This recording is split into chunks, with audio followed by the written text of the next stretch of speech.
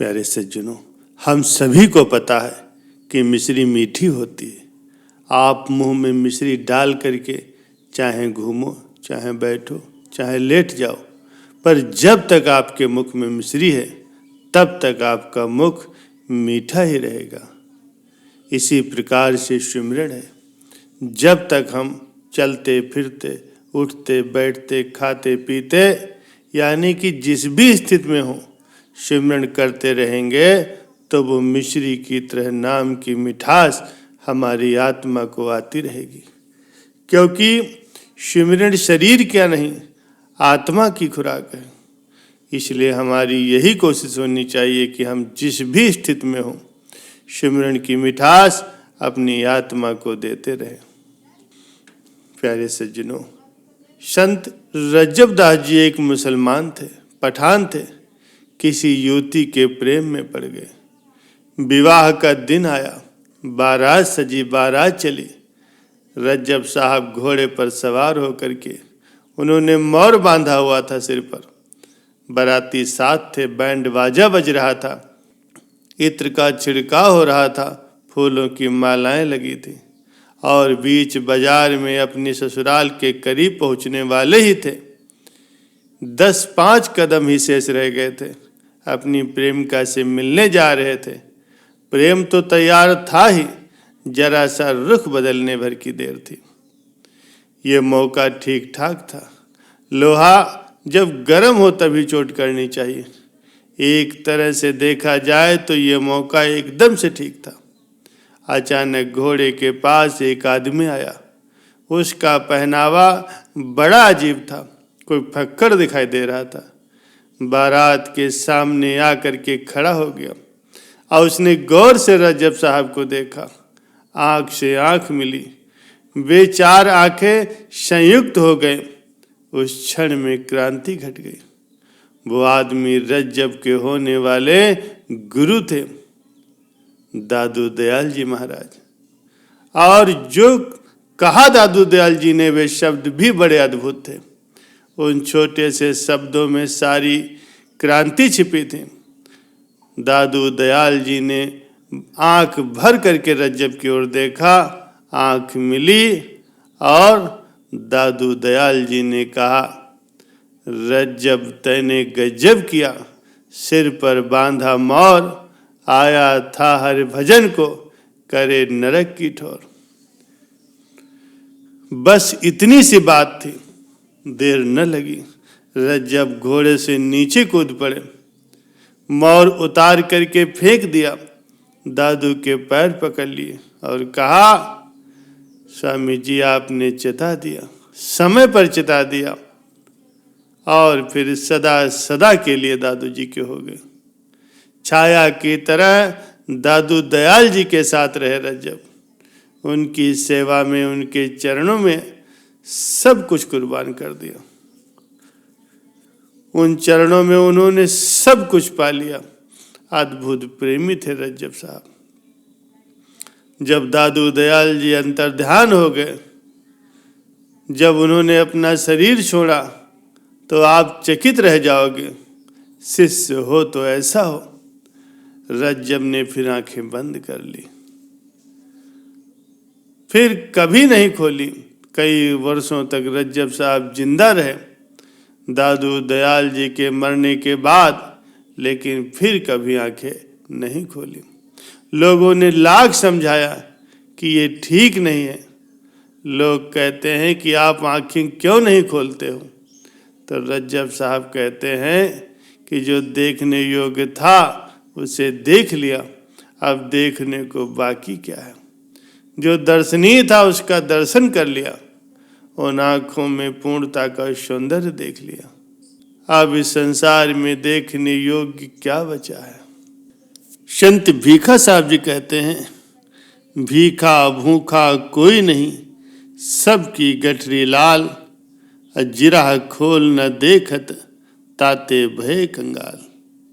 संत भीखा साहब जी कहते हैं कि संसार में भूखा कोई नहीं है, सबकी गठरी में लाल बंधा हुआ है, परंतु गठरी खोल करके अपने अंदर झांक करके कोई नहीं देखता।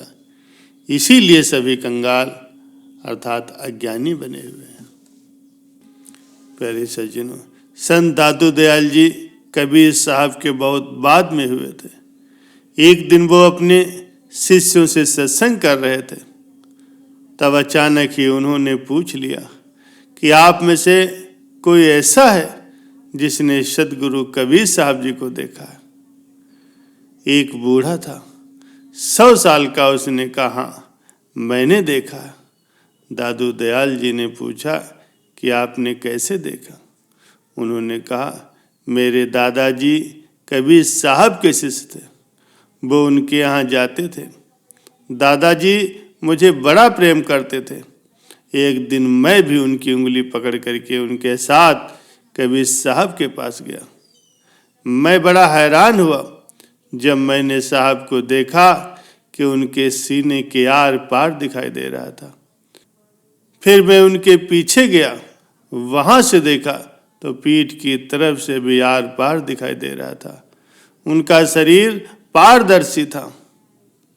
संत दादू दयाल जी ने अपने शिष्यों से कहा कि जाओ पानी लाओ।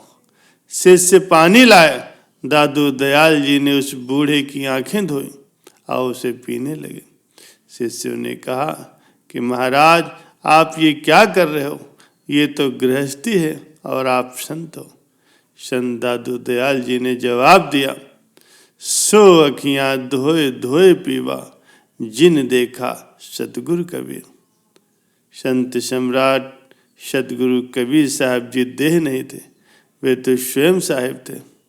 साहिब समाज को ये संदेश देने के लिए आए थे कि ये संसार काल का देश है, जिसकी लोग परमात्मा समझ करके भक्ति कर रहे हैं वो काल है। इसने ही आत्मा को बंधन में डाला हुआ है।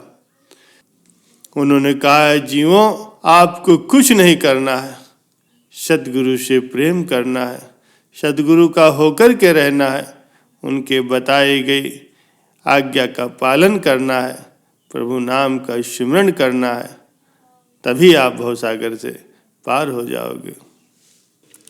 प्यारे सज्जनों, हमारे कई संत महापुरुषों ने ईश्वर के नाम की महिमा गायन की है। अपनी अपनी अनुभूति के अनुसार सभी ने उस परमात्मा के नाम की महिमा का गुणगान किया है।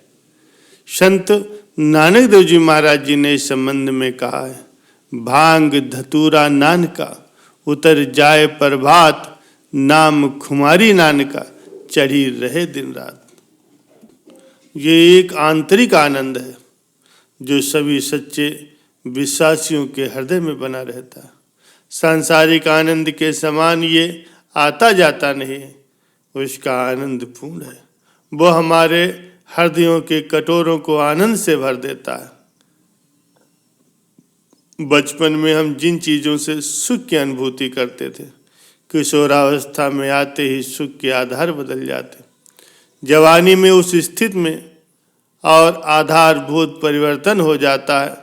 अब बुढ़ापा आते आते बचपन, किशोरावस्था और जवानी में जिन जिन कारणों से सुख की अनुभूति होती थी, उससे बिल्कुल ही स्थिति भिन्न हो जाती है। प्यारे सज्जनों, बाहर के विषयों में आसक्त रहित अंतःकरण वाला पुरुष ही भगवान के ध्यान का पूर्ण आनंद प्राप्त करता है। वो भाग्यशाली पुरुष ही सच्चिदानंद घन पार ब्रह्म परमात्मा के रूप में एक ही भाव से स्थित हो जाता है, अच्छे आनंद को अनुभव करता है।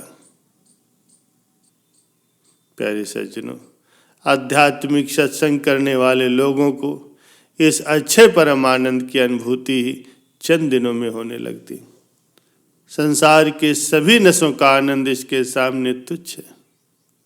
अतः सभी प्रकार के नशों से हमेशा हमेशा के लिए एक प्रकार से छुटकारा मिल जाता है। प्यारे सज्जनों, सुमिरन शरीर की नहीं बल्कि आत्मा की खुराक है। इसलिए हम सभी की यही कोशिश होनी चाहिए कि हम जिस भी स्थिति में हों, चाहे जो कुछ भी कर रहे हों, प्रभु नाम की सुमिरन में लगे रहें और अपनी आत्मा को प्रभु नाम की मस्ती से जोड़े रखें।